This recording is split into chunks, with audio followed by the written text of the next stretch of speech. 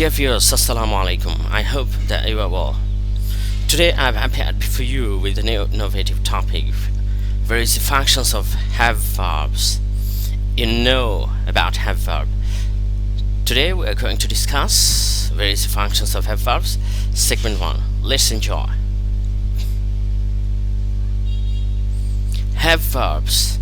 আমরা যে have verb কে চিনি সেই have verb present form have ভার্বের যে প্রেজেন্ট ফর্ম প্রেজেন্ট ইনডেফিনিটের বেলায় যে হ্যাভ ভার্ব ব্যবহার হয় তা হচ্ছে হ্যাভ হ্যাজ হ্যাভের যে পাস্ট ফর্ম সেটা হচ্ছে হ্যাড হ্যাজের পাস্ট ফর্ম এটাও হচ্ছে হ্যাড হ্যাভ এবং হ্যাজ দুইটার পাস্ট ফর্মই হচ্ছে হ্যাড আমরা প্রেজেন্ট ফর্মের বেলায় হ্যাভ ইউজ করি হ্যাজ ইউজ করি পাস্ট ফর্মের বেলায় আমরা হ্যাড ইউজ করি তো প্রেজেন্ট ইনডিফিনিট টেন্সে যখন মূল ভার্ব রূপে হ্যাভ আসে হ্যাজ আসে তখন আমরা এই হ্যাভ এবং হ্যাজকেই প্রেজেন্ট ইনডিফিনিটের বেলায় মূল ভার্ব রূপে ব্যবহার করি আর পাস্ট ফর্মের যে হ্যাড এই হ্যাড আমরা পাস্ট ইনডিফিনিটের বেলায় মূল ভার্ব রূপে ব্যবহার করে থাকি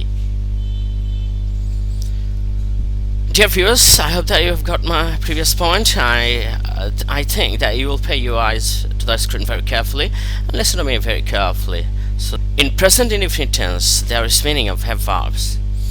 Present indefinite tense have verb এর অর্থ দেয়া থাকে, অর্থটা পাওয়া যায়। Present indefinite tense have verb এর অর্থটা আমরা পাই, সহজেই পাই। There is meaning of have verbs. Have verb এর অর্থ থাকে। এখানে আমরা ইংলিশ দেখতে পাচ্ছি have বাংলা হচ্ছে আছে ইংলিশটা হচ্ছে হ্যাভ বাংলা হচ্ছে আছে ইংলিশ হচ্ছে হ্যাজ বাংলা হচ্ছে আছে Dear viewers, in present indefinite tense have verb এর অর্থ আছে আর has অর্থ আছে When have verb is used as a main verb in present indefinite tense যখন এই have verb ব্যবহার করা হয় main verb রূপে present indefinite অথবা present simple যাই বলি প্রেজেন্ট ইনডিফিনিট টেন্স অথবা প্রেজেন্ট সিম্পল যাই বলি এই টেন্সের ক্ষেত্রে হ্যাভ ভার্ব মূল ভার্ব রূপে ব্যবহার করা হয় যখন the meaning of I we you he she it they and any name is below তখন এই যে সাবজেক্টগুলো এই যে প্রোনাউনগুলো দেখতে পাচ্ছি I we you he she it they and any name যে কোনো নাম প্রোনাউন অথবা যে কোনো নাম এদের আমরা যে অর্থটা খুঁজে পাই সেই অর্থটা আমরা নিচে এখন দেখব কিরকম অর্থ দাঁড়ায় যখন হ্যাভ ভার্ব মূল ভার্ব রূপে প্রেজেন্ট ইনডিফিনিট টেন্সে ব্যবহার হয় এখানে আমরা দেখতে পাচ্ছি ইংলিশ আই প্রেজেন্ট ইনডিফিনিট টেন্সের বেলায় যখন আমরা হ্যাভ অর হ্যাজকে যখন মূল ভার্ব রূপে ব্যবহার করব তখন কি অর্থ দাঁড়ায় এই প্রোনাউনগুলোর আয়ের সাথে যখন আমরা হ্যাভ ব্যবহার করব তখন কি অর্থ দাঁড়ায় আয়ের অর্থটা কি আমার উই এর অর্থ হচ্ছে আমাদের ইউ এর অর্থ হচ্ছে তোমার তোমাদের হি অর্থ হচ্ছে তার এটা পুরুষবাচক শি অর্থ তার স্ত্রীবাচক ইট অর্থ ইহার বস্তু বা প্রাণীবাচক দে অর্থ তাদের এই যে প্রোনাউনগুলো আমরা প্রেজেন্ট ইনডিফিনিট টেন্সে যখন ব্যবহার করব সাবজেক্ট রূপে এরপরেই হ্যাভ বা হ্যাজের অবস্থান যদি থাকে তখন এই প্রোনাউনগুলোর অর্থ এমনভাবেই দাঁড়াবে এমন রূপ নিয়ে দাঁড়াবে আইয়ের অর্থ হবে আমার উই এর অর্থ হবে আমাদের ইউ এর অর্থ হবে তোমার বা তোমাদের হি এর অর্থ হবে তার শি এর অর্থ হবে তার ইটের অর্থ হবে ইহার দে অর্থ হবে তাদের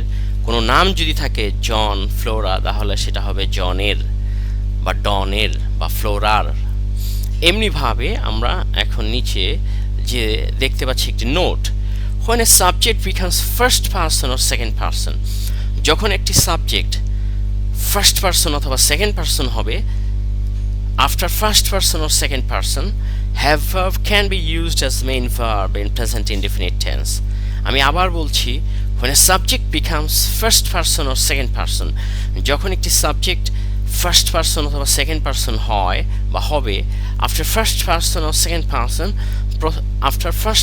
or second person have verb can be used এই have verb ব্যবহার করা যেতে পারে as main verb রূপে in present indefinite tense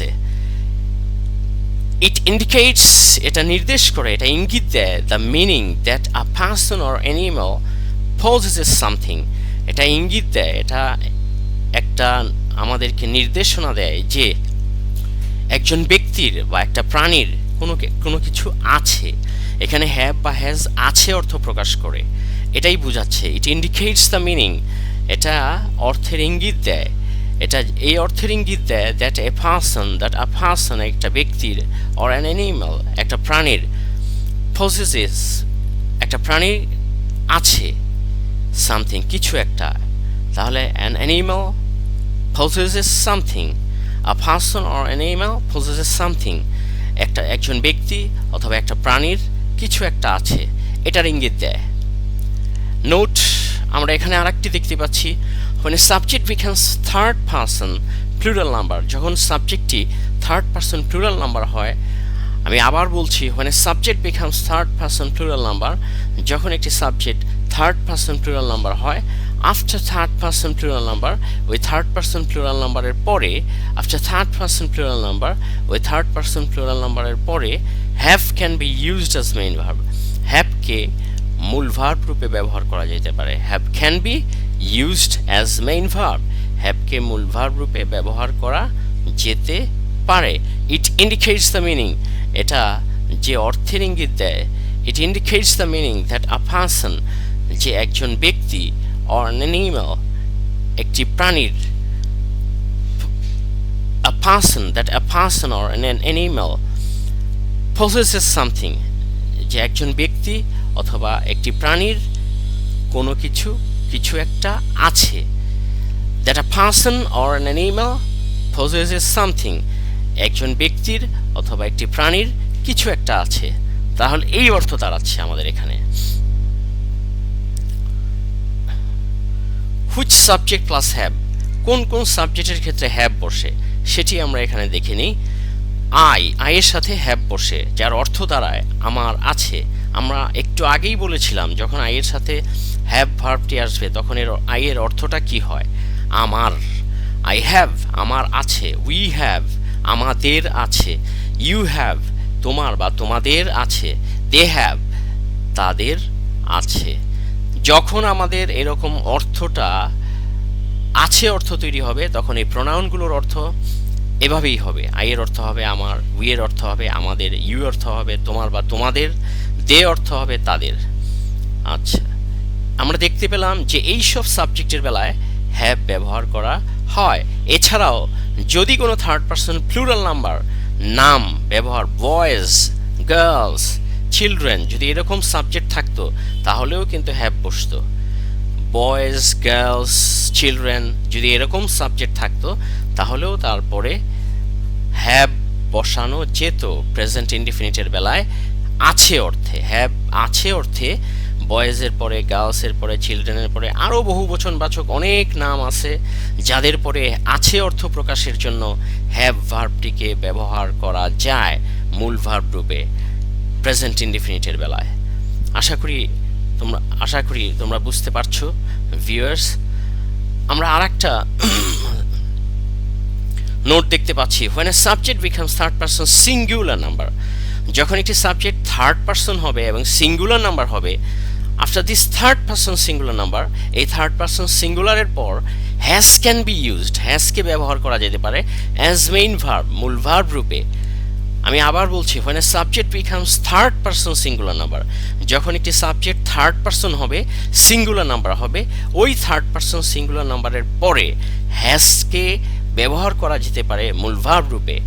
it indicates the meaning, এটা একটি অর্থের ইঙ্গিত দেয়, এটা অর্থটাকে বুঝায়, ওই অর্থকে বুঝায় দ্যাট আ পারসন, যে একজন ব্যক্তি or an animal possesses something, একজন ব্যক্তি অথবা একটি প্রাণীর কিছু একটা আছে। That a person or an animal possesses something, যে একজন ব্যক্তির অথবা একটি প্রাণীর কিছু একটা আছে, possesses something কিছু একটা আছে। which subject plus has, আমরা এখানে দেখতে পাচ্ছি যে কোন সাবজেক্টের ক্ষেত্রে হ্যাজ বসবে। আমরা একটু আগে দেখলাম কোন সাবজেক্টে হ্যাভ বসেছিল, এখন দেখতে পাচ্ছি কোন সাবজেক্টে হ্যাজ বসবে। ইংলিশ এখানে দেয়া আছে হ্যাজ ভার্বটি যখন আসে তখন এই হ্যাজের অর্থ আছে অর্থে প্রকাশিত হয়। আমরা দেখেছিলাম একটি স্লাইডে। এখানে আমরা দেখতে পাচ্ছি হ্যাজের সাথে কোন কোন সাবজেক্টের ব্যবহার হয়। হি, শি, ইট, যে কোনো নাম, সিঙ্গুলার নাম্বার যে কোনো নাম, জন, ডন, ফ্লোরা, এগুলো হচ্ছে থার্ড পারসন সিঙ্গুলার। জন, ডন, ফ্লোরা, এরকম থার্ড পারসন সিঙ্গুলারের নাম বহু আছে, আরও অনেক নাম দেয়া আছে পৃথিবীতে। এই যে কোনো নাম থার্ড পারসন সিঙ্গুলার হলে আছে অর্থ প্রকাশের জন্য এই নামের পরে প্রেজেন্ট ইনডিফিনিটের বেলায় হ্যাজ ভার্বটিকে মূল ভার্ব রূপে ব্যবহার করা যেতে পারে। এছাড়াও আমরা প্রোনাউন দেখতে পাচ্ছি হি, শি, ইট, এরকম third person singular pronoun he, she, it যদি আমরা দেখতে পাই তাহলে আমাদের অবশ্যই এরপরে প্রেজেন্ট ইনডিফিনিটের বেলায় হ্যাজকে মূল ভার্ব রূপে ব্যবহার করতে পারি। তাহলে আমরা দেখতে পাচ্ছি হি এর পরে হ্যাজ বসেছে, অর্থ হচ্ছে তার আছে। হি এর পরে যে হ্যাজ অর্থ হচ্ছে তার আছে। শি এর পরে হ্যাজ, তার আছে, এখানে শি হচ্ছে স্ত্রীবাচক। ইটের পরে হ্যাজ, ইহার আছে, ইট হ্যাজ, ইহার আছে। জন, ডন, ফ্লোরা হ্যাজ, জন অথবা ডন অথবা ফ্লোরা হ্যাজ। তাহলে আমরা এভাবে বলবো জনের, ডনের অথবা ফ্লোরার আছে।